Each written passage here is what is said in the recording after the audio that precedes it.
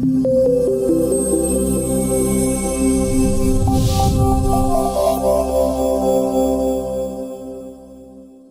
everyone, welcome back to the classes of economics. I Rajveer, we're teaching you economics of class 12 macroeconomics book, and the chapter that we are discussing till today is chapter number 5, that means government budget and economy. Okay, so in the last class we ended up the discussion by having a little glance of the components of government budget. Okay, we had a little glance of the components of government budget. So from today's onwards, we will be completing the class in the next 2 or 3 lectures, and in that particular 2 or 3 lectures, we are going to discuss only 2 more topics that are remaining from this chapter as far as the CBSE syllabus is concerned, as far as the SEBA syllabus is concerned. Okay, with respect to this chapter 5 of macroeconomic class 12. Okay, and what are the topics that we are going to discuss in today's lecture? The only topic that we are going to discuss in today's lecture is the concepts of components of government budget. That means we here in this class will be discussing with more depth, with more clarity, with more depth understanding of all the components of government budget. Okay, so we know what is government budget. Government budget is a financial statement, okay, which carries the estimated expenditure of the government, and at the same time it carries the estimated receipts of the government for a financial year which starts from 1st of April to 31st of March. Okay, so after that, government budget is divided into 2 different categories. And what were the 2 different categories of government budget? The first one is the revenue budget and the second one is the capital budget. Why there is a need of the division of the entire budget into 2 different categories? That's because the 2 different budgets has 2 different motives. The first budget only focuses on the general running of the country, on the general running of the economy. The first budget, that means the revenue budget, has only the duty of what? Running the economy smoothly. Okay, it neither leads to reduction of any liabilities nor leads to creation of any assets. Okay, neither any of these happens. But capital budget is something that has the practical implication of either creating assets for the country, for the government, for the economy, or leading to reduction in the liabilities that the economy has. Okay, leading to reduction in the debt of the economy. Okay, so we'll be discussing the components for the first category of budget, that is the revenue budget. What is revenue budget? Okay, revenue budget basically shows the current receipts of the government and the expenditure that can be met with those receipts. Okay, revenue budget is nothing, it's the revenue expenditure is the financial statement which has the revenue expenditure of the government, and at the same time it has the financial statement of the anticipated revenue receipts that the government is expecting from different sources. So from this particular type of budget, now we have 2 components of revenue budget. There are 2 components of revenue budget. So are you clear with the very clear definition of revenue budget? Look at the definition. Revenue budget shows the current receipts of the government and the expenditure that can be met with the receipts. Revenue budget is that statement of estimated revenue receipts. Revenue budget is the financial statement that has a value of the estimated revenue receipts. Revenue receipts and estimated revenue expenditure. I am marking the revenue receipt as 1 and the revenue expenditure as 2. Note it down, of the financial year. This is how you defined a revenue budget. So why I am marking this? Because these are the 2 most important components of this budget. So when we are going to study the components of components of government budget, the first classification is done on the basis of their on the basis of their function. That's why the first type is revenue budget, and the next is, or the second is, the capital budget. Are you clear? So now we are studying the revenue budget. So under this revenue budget, what are the 2 more components that we are going to study? The revenue receipts and the revenue expenditure. The revenue receipts and the revenue expenditure. So these are the 2 most important components that are there in the revenue budget. Let us focus on the very first, and that is revenue receipt. And that is revenue receipt. Revenue receipt, you know what is it? Revenue receipts are those receipts of the government or those incomes of the government that neither leads to the creation of any liabilities or nor leads to reduction of any assets. That means the income which neither creates any debt, okay, neither creates any debt for the government, and at the same time it's nor leads to any reduction of the existing assets of the government. Okay, how this is earned? This is earned by tax. Okay, so most of the revenue receipts that the government is anticipating, okay, in a financial year has to be anticipated from one major source, and that particular major source is the tax revenue. Okay, so every now and then there is a term that's tax, collection of tax, collection of GST. All these are the burning issues in any news channel across the country. If you watch news channel by certain by some uncertainty, then you would have noticed recently in 2nd of February, on 2nd of February, okay, the government presented its the yearly budget for the coming financial year, that is 2023 to 2024. Okay, and there the most important part of the entire budget was the taxation policy of the government. Why? Because this tax revenue is one of the most important and major sources for the government to earn in order to retain its earning. Okay, so what is revenue receipts? Look at the proper definition. Revenue receipts, okay, revenue receipts are those receipts which do not create any liability. That means for getting this earning you don't need to borrow money. Okay, which do not create a liability for the government or do not lead to a reduction in the existing assets of the government. That means for earning this money, okay, for acquiring this revenue, government does not have any need to sell its existing assets in order to acquire more fund. Okay, these are those receipts which neither creates any liability and nor leads to any reduction of the existing assets of the government. Okay, now how these revenue receipts, okay, how the government receives these revenue receipts. So there are two different components of receiving revenue receipts by the government. And what are the first? The first is the tax revenue. That means the revenue that is generated by the tax. So tell me one thing, tax is a kind of a levy on the general people on their earning or sales or whatever they are. This is a very broad concept that you don't need to know as per the syllabus is concerned. Just have a rough idea. So when you pay tax on anything, do you have the right to ask the government to pay you back the tax? Right? No, right? Let's say you have an earning of 1 crore. You have an earning of 1 crore on which you will give a lump sum tax of, let's say, 25 lakhs to the government. Okay, so do you have the legal right to ask the government to pay back these 25 lakhs at the end of the year? No, right? This is a earning for the government from your income. Okay, and this earning is not a liability to the government.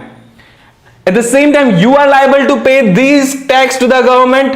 Okay, and why this is so? Because the income that you are earning is in the tax slabs of the government. So taxation is something, okay, taxation is something on which we don't have a legal claim to retain it ourselves, but at the same time government has the legal right to levy it on the general public. Okay, so tax revenue is that particular earning source for the government which neither leads to the creation of any liability to the government. Okay, it is not a liability to the government. So what is tax revenue?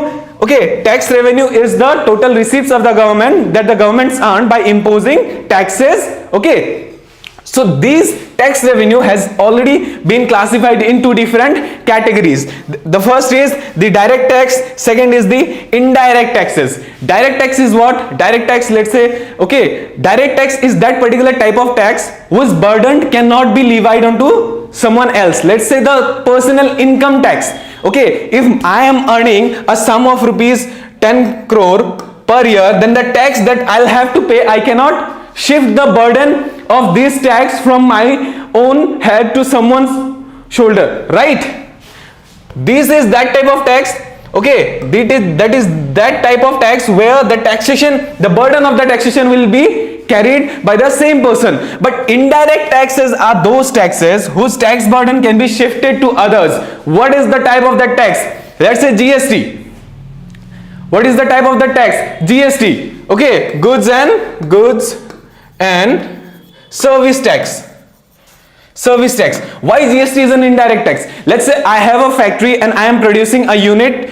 Let's say I am taking an example. I am producing some mineral water bottle. Okay, so the cost of per 10 rupee bottle, okay, for the cost of production for every 10 rupee bottle is somewhere 2.5 rupees for me, and the additional is like 5% GST on that. So who is supposed to be the one who will pay this 5% GST? It's not me, right? I'll shift that tax burden to the consumer who is consuming this product.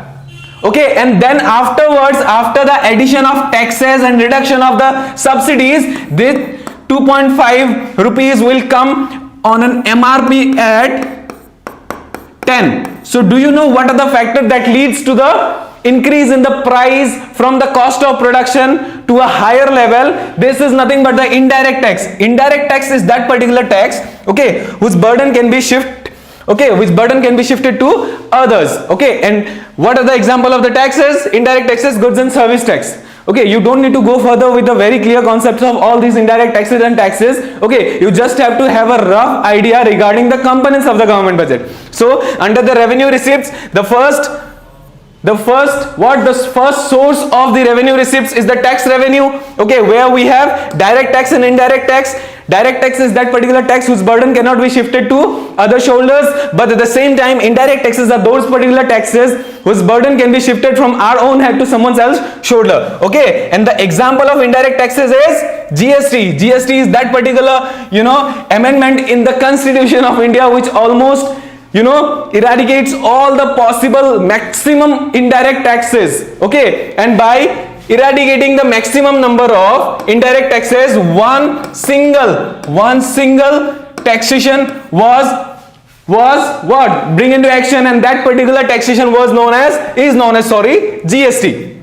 Now the second source for revenue receipts of the government is non-tax revenue. What can be the non-tax revenue? Let's say you are not wearing a helmet and you are coming from Paltan Bazaar to Ganesh Gudi, and somewhere in between, the MVI, okay, the motor vehicle inspector caught you red-handed, and they will levy you a fine of 10,000 for not wearing that helmet. What is that particular 10,000? That 10,000 is a fine. Okay, so non-tax revenue is that particular source of government from where it earns revenue receipts by levying what? By levying fees, by levying taxes, by collecting fees, okay, by earning profit from government industries, government enterprises, okay, then by earning interest on the loans that are made by the government to other entities. Okay, so are you clear what is the two major sources for revenue receipts of the government? I hope you are very clear with it. Let us move to the next. Okay, so revenue receipt is that particular receipt which neither leads to creation of any liabilities nor leads to the reduction in any assets. Okay, so what is tax under this? Okay, how revenue receipts is being collected by the government? There are two major sources for collection of revenue receipt. The first one is the tax revenue and the next is the non-tax revenue. Okay, now let us move to the next component of the revenue budget, that is the revenue expenditure. Okay, now we are very clear with what exactly revenue receipts are. Okay, so now we'll be focusing on revenue expenditure. What exactly revenue expenditure is? See, as we know now, okay, by the previous slide, that revenue receipts are those receipts that neither creates any liabilities nor leads to the reduction of assets. Okay, so revenue expenditure is like somewhere very clear and close to that particular concept. Revenue expenditure is that particular expenditure of the government. Okay, revenue expenditure is that particular expenditure of the government which neither creates any assets, which will never create any assets for the government, or at the same time nor it leads to reducing any liabilities of the government. Okay, these are those expenditure that are incurred by the government of any country, of any economy, which neither creates any asset for the government and at the same time it's Okay, neither leads to the reduction of any liability that the government have. Okay, so there is a question that why do government have to have liabilities, right? Because government has the legal power of printing money, okay, printing money, mining coins, but how there is a need to, the government to buy or to borrow borrowings, right? There is a very simple answer to that. Government has the legal right to print money. Government has the legal right to mint coins, but at the same time, it cannot do it so as per their need. Why? Because of two most important concepts. The first is higher money circulation will lead to hyperinflation of the economy, and which eventually leads to collapsing the entire economy. Take an example of Sri Lanka. Okay, next is what? Next is the devaluation of currency. Devaluation of currency or depreciation of currency, that you can say, both is almost the same thing. Okay, what happens in this case? When you print money more than what is required in your economy, the value of your currency eventually decreases. Okay, the value of your currency eventually decreases, and the value of the economy at the same time will reduce. Okay, so revenue expenditure is that particular expenditure where, okay, those expenditures which are incurred by the government will never create any asset for the government, so that the asset can bring some revenue. Okay, and at the same time, that expenditure will never lead to the reduction of any liabilities that the government has. Okay, government has as debt or borrowings. So it comprises of, again, two most important components: the planned revenue expenditure and non-planned revenue expenditure. Okay, so are you clear with the concept of revenue expenditure? I hope you are. So we'll be moving on to the next what? We'll be moving on to the next concept. And what is supposed to be the next concept? I know that you have a rough idea, but you try to recall it. The next component will be, we have discussed the revenue budget. So the next thing that we are going to discuss in today's class is the capital budget. So let us have a look with the proper definition of what exactly defines the capital budget of the government budget. Okay, so the capital budget is that account of financial statement which has the legal accounts or legal values of all the government assets, and at the same time all the liabilities of the government which are because of the debt and the borrowings. Okay, which takes into accounts and considers, okay, which that particular budget, capital budget is that particular budget of that government budget which takes into consideration the changes in the assets and liabilities of the government. Okay, it consists of capital receipts and its payment. It consists of capital receipts and its payment. Okay, so how, if let's say, okay, in the question in the boards you have a question, define capital budgets. Okay, or let's say there is a trend of MCQs nowadays in the question paper, so they will give you the definition and ask, okay, this definition defines exactly which term of the government budget. Okay, so for that particular case you need to have a very clear idea with the definition, okay, that defines capital budget. So capital budget is the statement of estimated capital receipts. Okay, capital budget is the statement of estimated capital receipts of the government, and at the same time it has a statement of estimated capital expenditure during a financial year. Okay, it shows the capital requirement of the government and the pattern of their financing. And this particular budget, this particular account statement will follow the same tenure as of the revenue budget, that will be from the 1st of April to 31st of March. Okay, so are you clear with the fact that what exactly capital budget is? Okay, so now let us have a clear look with what are the components of government budget. As in the case of revenue budget, we had two components, and what were those two components? The first one is the revenue expenditure or revenue receipts, and the second one is revenue expenditure. Same in this case. Okay, same in this case, follow the same trend. Components of capital budget will be capital receipt, and the next one will be capital expenditure. The next one will be capital expenditure. So in the next move, okay, we'll be studying what? We'll be studying these two components with more depth and clarity. Okay, so let us move to the further discussion. Okay, and the first topic now we are going to discuss is the capital receipt. Okay, capital receipt. So whenever I say receipt, okay, just have a general idea that receipts always talks about the income, the earning, okay, of the government. Okay, receipts always reflects the income or the earning of the government. Okay, earning of the government. Am I clear? Okay, so now let us see what exactly capital receipts are. All those receipts, okay, it has to be all those receipts which creates either liability or reduces financial assets are termed as capital receipts. See, capital receipts or capital earning, okay, is that particular earning of the government budget which either leads to the creation of liabilities. That means capital receipt can only be met by the way of borrowing. Okay, so it is those receipts of the government budget which either creates liability to the government or leads to the reduction in the existing stock of the asset of the government. Okay, so if I'll have to make it more clear, then let's say if you see the government annual budget, okay, and clarify what exactly capital receipts are, then there are two cases from where government can earn capital receipts. Okay, the first is by borrowing. Okay, the first case where the government can earn is by the way of borrowing, and second is by reducing the financial assets. By reducing the financial assets means all the assets that the government has. Okay, all the legal assets that the government has particular ownership on, they'll have to disinvest it. Okay, they'll have to follow the way of disinvestment by reducing the financial assets, and by the way of disinvestment, whatever revenue they are gonna get, whatever money or the capital they are gonna get, that will be termed as capital receipts. I hope you are very clear with it. Okay, so capital receipt, what is it? These are those receipts of the government, these are those earnings of the government which in particular will create either liability or will reduce financial assets.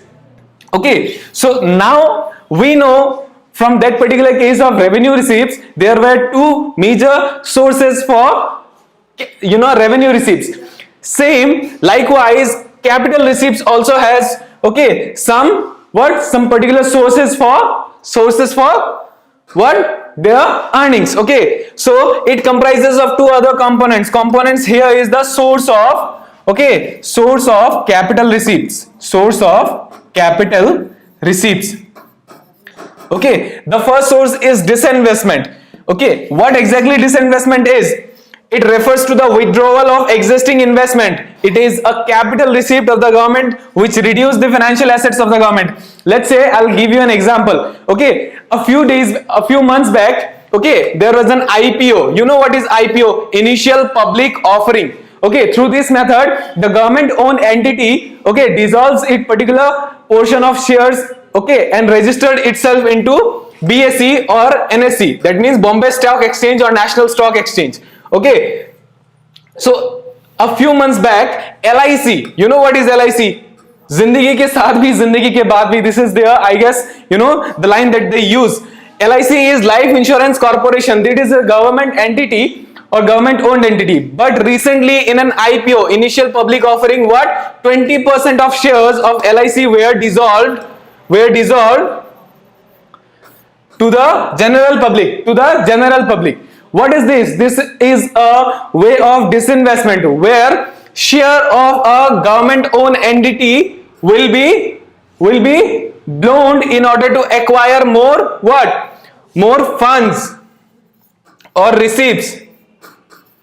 Okay, so this is an example of disinvestment, but this is not exactly the case of disinvestment. Okay, I was giving this example in order to make you more clear with the concept of disinvestment. So disinvestment is a technique by which government withdraws its existing investment from any assets or financial assets for meeting its capital receipts. Okay, and the next one is borrowing. Everybody knows. Okay, and India knows it very well because India is one of those countries which have a higher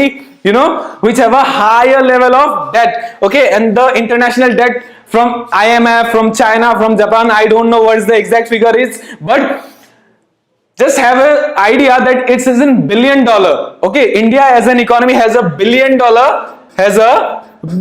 debt. Okay, and Indian currency, if you write it, then your calculator might hang. Okay, that won't be able to support that figure in this particular case. So you okay? You clear with the fact? Revenue receipts are those government receipts which either creates liabilities or reduction in the financial assets. Okay, so how it creates liabilities? By the way of borrowing. So borrowing is the particular way of acquiring more and more capital receipts. This is the one source. Okay, and next is reduction in the financial asset. What is the way, okay, through which government, okay, earns capital receipts by reducing the financial asset? It is by the method of disinvestment. What is disinvestment? It refers to the withdrawal of existing investment, and it is a capital receipt of the government which leads to the reduction of the what? Which leads to reduction of the financial assets that a government holds. Okay, so I hope you are very clear with it. Having no doubt, let us move to the next slide. You know, yesterday I was watching a film, and the name of the film is, okay, The Schindler's List. The name of the film was Schindler's List. In that particular movie, you should watch that movie. You know why? Because it has a very, like depth meaning of what exactly life means. In these classes of economics, we should discuss sometimes the values and principles of life. So as a teacher, as one of your friends, I will suggest you go and watch the movie The Schindler's List. It was about a businessman, Mr. Schindler, okay, who just rescued hundreds of children from the concentration camp of Nazi, and there are other moral values that you can learn. But before that, let us move to another component of capital budget, and that is capital expenditure. What exactly this capital expenditure is? See, let us look at the proper definition which defines capital expenditure. Capital expenditure is any expenditure, okay, that either creates assets, or it either leads to the reduction of liabilities. So expenditure that are incurred by the government, okay, capital expenditure is that particular expenditure that is incurred by the government of any economy, of any nation, which either leads to reduction in the